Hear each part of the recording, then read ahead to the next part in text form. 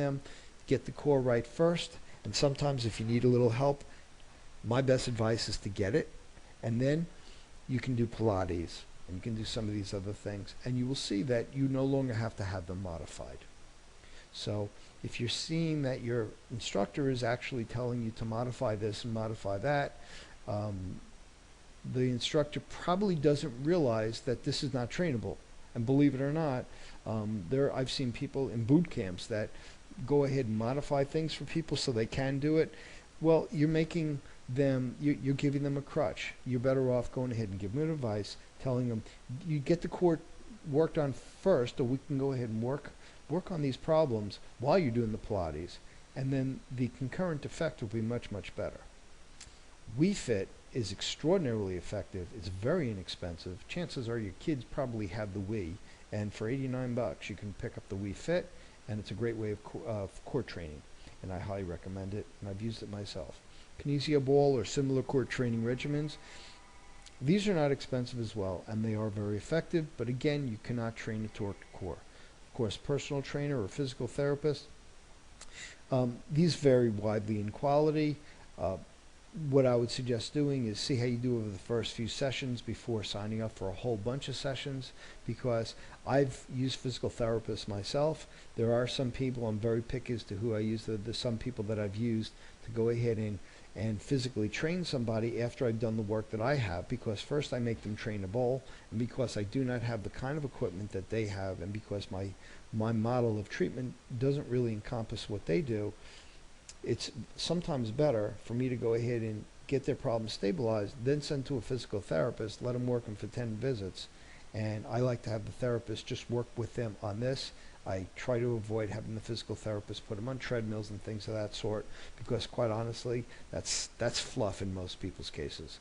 We want to go ahead and actually just build them up, and I'd rather somebody spend an hour being built up than spend an hour on stim and all these other things. I'm not sending them there for that. I'm sending them there to be trained. So the triathlon triangle consists of swimming, run, walk, or jog, and biking, and surrounding by that is your core. If your core is intact, this will work for you. If your core is not intact, you will run into a lot of problems, and if you are, you need to seek the help of a qualified professional to help you sort them out, and you also need to make sure that your running shoes are good, and if you do overpronate, and you should get that evaluated, it's a good idea to at least minimally have an off-the-shelf insert in there, because that will help you function much better. So let's do some gait analysis. These are people that were picked out in a park.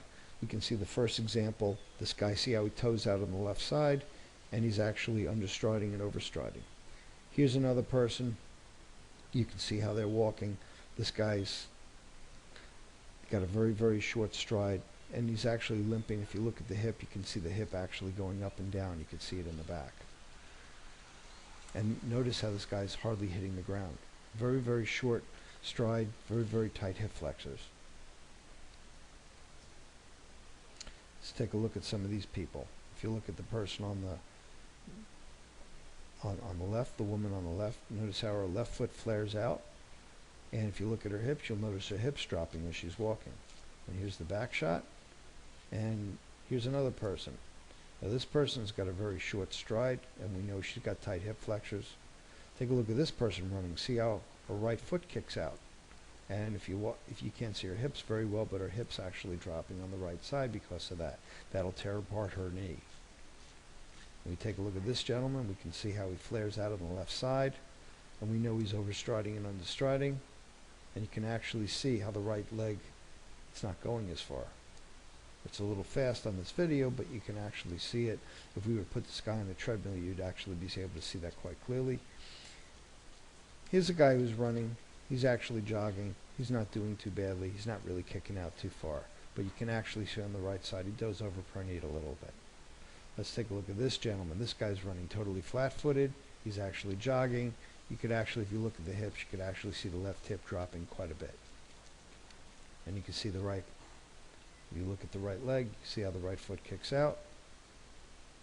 So he's actually understriding on the right and overstriding on the left.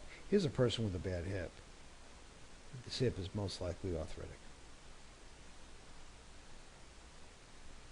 And these are just people that I've seen in the park. And I did this video a couple of years ago. Perhaps you might even see somebody you know. But look at how she strides, and she's actually throwing the entire hip to go ahead and make herself move.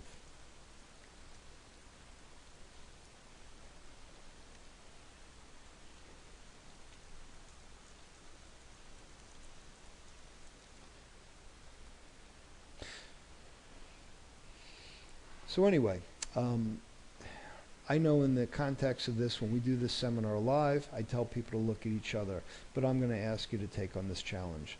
I'm going to ask you to go ahead and take a family member or a friend and take a look at them. Notice their feet. Do they turn out? Do you notice the shoulder? Do the shoulders roll in? Notice the head tilt. Notice the hips. Are they level? Yes or no? Take a look at the diagram to the right.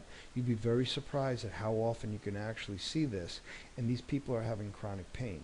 Many people who have been diagnosed with fibromyalgia actually have this, and they end up having myofascial pain, and until somebody comes along and shows them what's really going on mechanically, they're treating the knee, they're treating the hip, they're treating the ankle, they're going to this doctor for this, they're going to this doctor to that, and the shameful part of it all is none of these doctors look at them.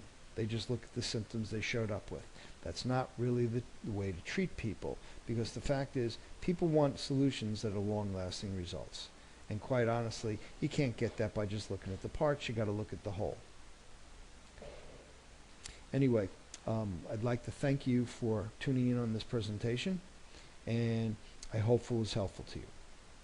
Thank you.